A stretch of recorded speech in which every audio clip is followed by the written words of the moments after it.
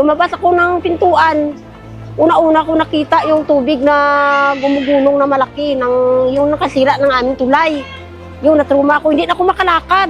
Kasi nakikinig yung buong kong katawan. Hindi maalis sa isipan ko yung tubig na gumugulong mula sa taas pababa. Ang laki-laki, parang laki pa sa bahay namin, parang alon. Ang sakit na mawalan ka ng kapatid, tapos ganito pa ang nangyari.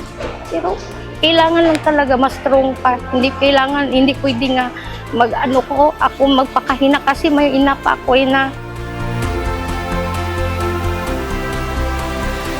Hindi naman pwedeng titigil tayo dahil sa nangyari. Kailangan, sige lang, basta buhay lang tayo, okay lang yun. Talagang ganun ang buhay. Yung Chuchi Foundation, hindi lang sila nag-rely sa info na binigay sa amin. Sila mismo yung pumunta sa lugar na kumausap sa mga tao mismo na affected kung ano yung nangyari at kung ano ang kailangan nila sa ganitong panahon na. Nakita namin talaga yung suffering after 2 weeks, the preparation, we are come back here to relief. We have the 4 location for relief, Bacolod City, Singkang Airport, 1 location for Bago City, 1 location for Calarota, and Canaon.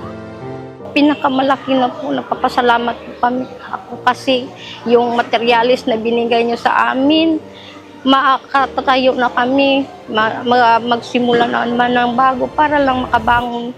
Kailangan naman talaga natin ng ganyan eh. Hindi naman pwede na magpakahina tayo, di ba? Kailangan ng strong ta. 5 piso ang binigay ko kanina, pero sobrang kalaki ang binigay ni Chuchi Foundation. Tingnan mo, kalahating kaba na bigas.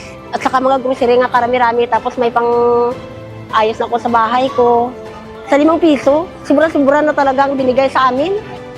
Isa kayo sa pagbangon namin sa Barangay RSB. Maraming salamat po.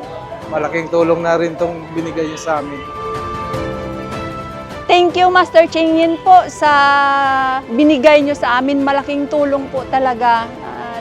Lumiwanag yung Pasko namin ngayon dahil isa kayo sa nagbigay ng liwanag sa amin at malaking tulong po talaga yung binigay nyo sa amin.